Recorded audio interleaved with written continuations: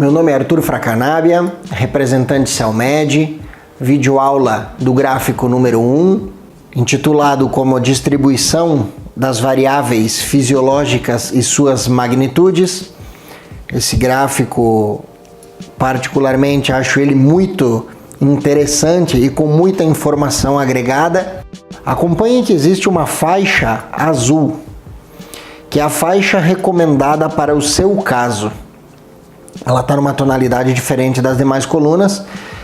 Isso não está baseado em valores de referência convencionais. Aqui o valor de referência é o seu contexto de vida. Ele não é comparado a tua análise com uma análise de um número X populacional de uma determinada região do mundo, como é feita todas as análises dentro do que se diz diagnóstico. Então, dentro dessa faixa recomendada para o seu caso, é que nós vamos trabalhar com a margem de segurança para a análise dessa pessoa. O primeiro item, a primeira coluna da esquerda, é metabolismo glicídico exógeno. Então aqui nós vamos validar quanto de glicose essa pessoa está ingerindo na dieta dela. Vocês podem ver nesse gráfico aqui que ela está na faixa de segurança mínima. Ela está muito baixa. A nossa recomendação aqui seria para que essa pessoa, claro que com a ajuda de um profissional nutricionista, ela vai fazer essa correção desses macronutrientes sempre com a ajuda de um nutricionista, ela precisa aumentar a ingesta dela de glicose, porque no corpo dela, para o contexto de vida dela, está baixo. Então aqui ela teria que aumentar até o meio da chave. Vocês veem que ali onde está escrito faixa recomendada para o seu caso, exatamente no meio, seria o ideal de equilíbrio para essa recomendação. Segundo item, metabolismo glicídico endógeno. Se no primeiro nós avaliamos quanta glicose essa pessoa está comendo, no segundo nós vamos ver quanto que o corpo dela está produzindo, qual a produção endógena dessa glicose. Nesse caso ele está exatamente no meio do gráfico aonde eu refiro como ideal. Se o primeiro tivesse, nós teríamos que aumentar ele para acompanhar a segunda coluna. Estariam os dois ideais. Nesse caso, a parte endógena dessa pessoa funciona de forma perfeita e adequada. Ela só teria que aumentar o externo, ou seja, comer mais glicose. De que forma? O nutricionista com certeza vai conseguir passar para ela isso com qualidade, dependendo quem é nosso cliente, vai a informação, se precisa ser de alto índice glicêmico, de baixo índice glicêmico, um mix entre isso, combinando se a pessoa está relacionada ao meio esportivo ou não, enfim, isso varia muito, mas com a ajuda do nutricionista ele consegue equilibrar com qualidade isso. O terceiro é metabolismo lipídico exógeno, ou seja, quanta gordura, quanto lipídio essa pessoa está consumindo de forma externa. Aqui vocês podem observar que ela está baixa. Então nós teríamos que recomendar para essa pessoa um consumo com qualidade maior de lipídios, de gorduras, porque ela está baixa. Aí pode ser que a pessoa relacione para vocês, não, mas eu fiz um exame de laboratório e está... aqui no outro que vai mostrar do colesterol e tá bom. Vamos frisar novamente, tá bom se você for comparada com outras pessoas, num valor de referência. Você, quando comparada contigo mesmo, com o teu metabolismo, muda a conversa. Então, sempre um exame convencional vai comparar você com valores de referência estipulados com um padrão populacional. Vai comparar você com um grupo de outras pessoas. Essa tecnologia ela é exclusiva, ela vai comparar você com o teu contexto de vida, com as necessidades que o teu corpo, que o teu metabolismo, que as tuas células precisam. Então esse consumo aqui lipídico tem que ser aumentado. A outra coluna, entra em metabolismo lipídico endógeno, é quanto que o corpo dela está utilizando, está produzindo o metabolismo de lipídios. Vocês podem acompanhar que os dois estão muito baixo. Teria que ser uma recomendação para aumento disso. O próximo passo ao lado é índice de colesterol total. Vejam que interessante isso. O colesterol total dessa pessoa não chega nem na margem de segurança dentro da faixa recomendada. Teria que aumentar muito. Aí todo mundo vai pensar, não, mas aumentar o colesterol sempre é visto como um vilão. Mas ele não é assim. Basta lembrar vocês que o colesterol é matéria-prima para a maioria da produção de hormônios. Um exemplo, a testosterona. Então, se você não tem uma produção ou que o teu corpo não consegue produzir colesterol de uma forma adequada, obviamente vai ter reflexo na constituição, na formulação de hormônios do teu corpo. Todas as células do corpo humano são formadas em sua membrana por uma bicapa lipídica. Então, todas as células precisam ter colesterol, precisam disso.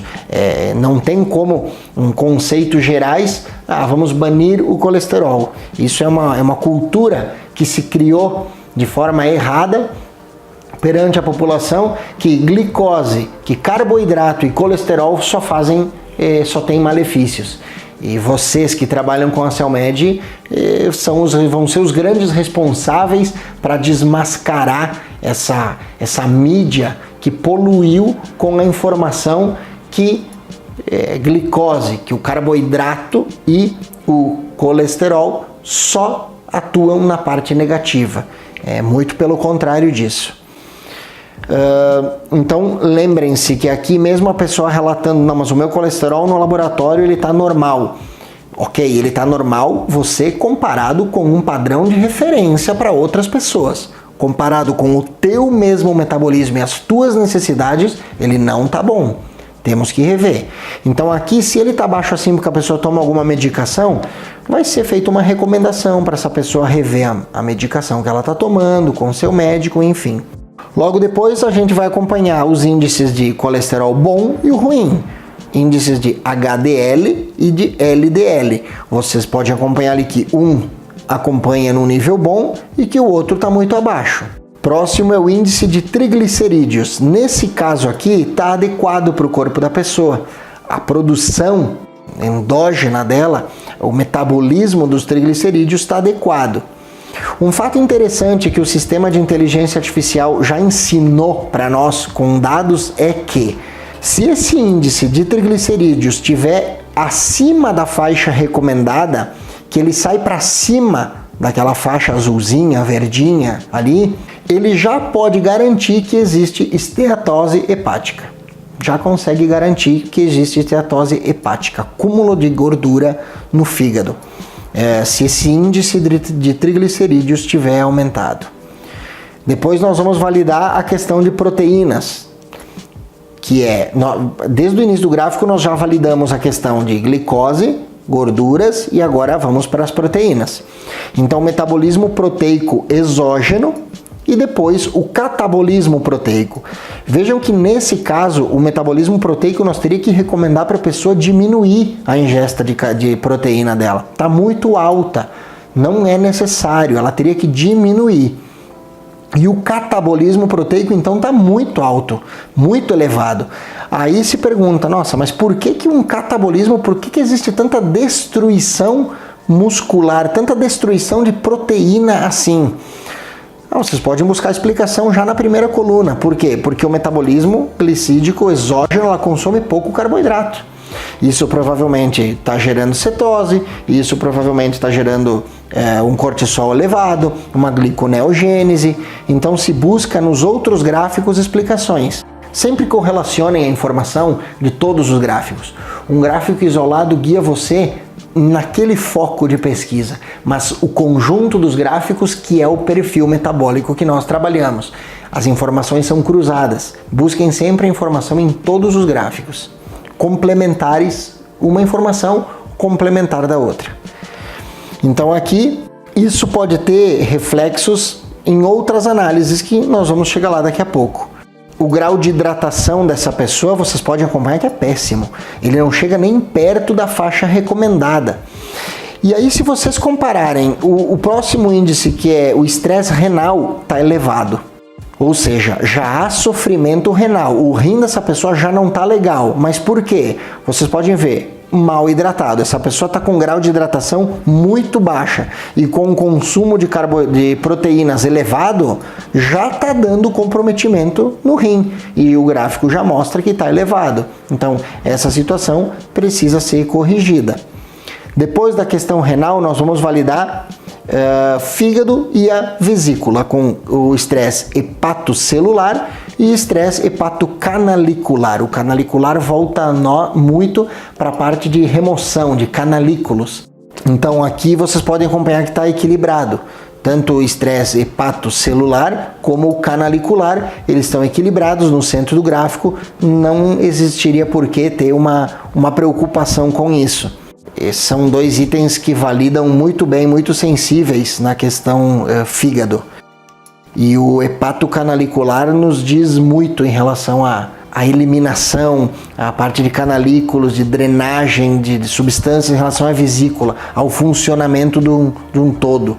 Pois vocês podem ver que o estresse muscular dessa pessoa, fora do contexto, tá totalmente acima. Teria que rever por que existe esse sofrimento muscular. Se eu for buscar explicação nos outros gráficos, eu vou matar esse mistério aqui do porquê que o estresse muscular está alto. Essa pessoa está evoluindo por uma lesão muscular.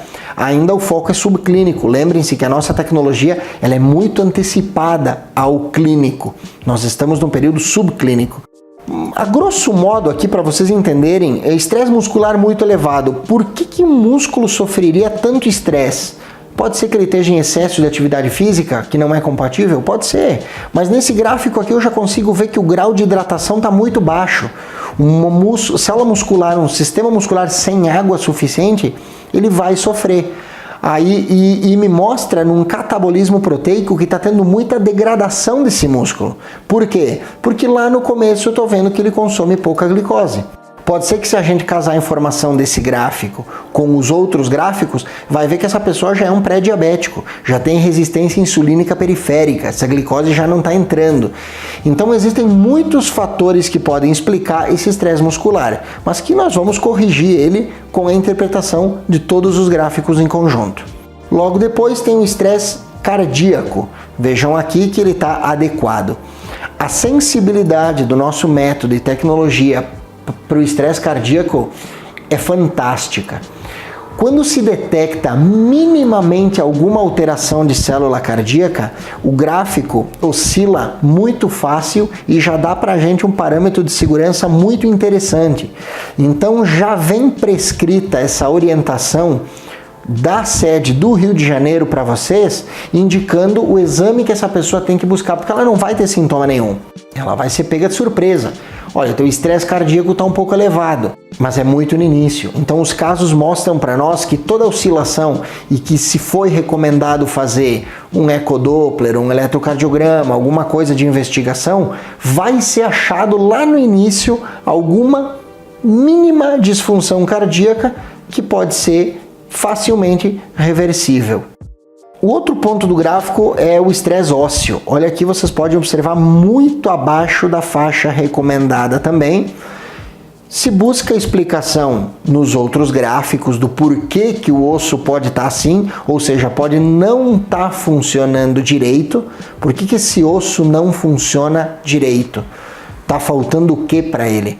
Vocês vão buscar informações nos outros gráficos que vocês vão ter a videoaula para buscar essa explicação.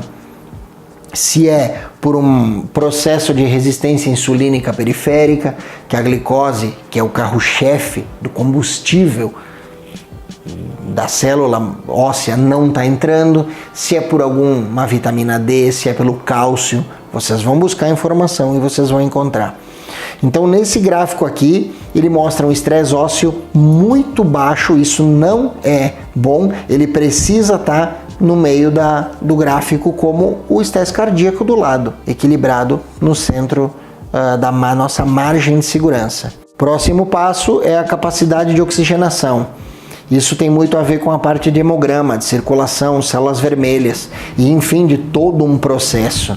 Não adianta, nós vamos estar trabalhando com um sistema muito pontual e celular, muito avançado. Então não adianta nós validarmos que tem uma anemia, um processo anêmico, se nós não conseguimos corrigir da onde é a origem disso. E pode ser que seja por deficiência de ferro. Vocês podem ver que o índice de ferro do lado está baixo, mas pode ser que seja uma falta de uma vitamina B6 e que vocês vão buscar informação nos outros gráficos. E aí vocês fazem a ligação, que o ferro tem que ser quelado, mas precisa para esse processo de quelação da presença da vitamina B6. E se eu não tenho ela disponível, eu tranco todo o processo. Então a capacidade de oxigenação muda totalmente o conceito aqui, principalmente se for atleta. Mas se não for, qualquer pessoa com uma capacidade de oxigenação adequada, a resposta, o bem-estar, isso a gente precisa corrigir. Nesse caso aqui que está baixo. Mas que eu volto a frisar para vocês, com interpretação em conjunta de todos os outros gráficos, a gente chega no equilíbrio. E depois vocês têm ali o índice de ferro, cálcio e fósforo. Também apresentam-se em baixa, nós temos que normalizar eles e buscar a explicação do porquê que existe baixo. Se é a oferta da dieta dessa pessoa que está baixa ou se é um problema metabólico que precisa ser corrigido. Então, essas são as explicações e o entendimento do gráfico de número 1.